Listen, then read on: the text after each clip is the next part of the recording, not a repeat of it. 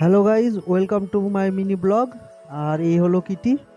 আর আমি এখন যাচ্ছি কিটির খাবার আনতে। বাইরে বেরোলাম। বেরিয়ে তো বেশ ভালোই, 2 দিন ধরে বৃষ্টি বৃষ্টি পড়েছে, রাস্তায় জল টল জমে আছে। যাই হোক, হালকা এখন বৃষ্টিটা কমেছে, হালকা একটু রোদ্রু দেখা দিচ্ছে। তাই বেরিয়ে পড়লাম কিটির জন্য খাবার আনতে। এই হলো আমার গাড়ি।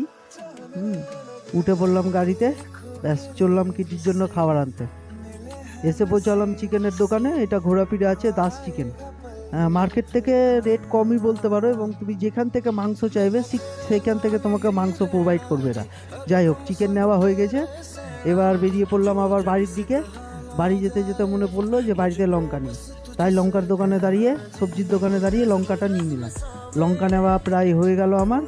এই টাকা দিলাম কাকুকে, বেরিয়ে পড়লাম আবার বাড়ির দিকে। ব্যাস আর কি, চলে এলাম বাড়িতে। এই হলো কিটি। তো দেখা হচ্ছে অন্য একটা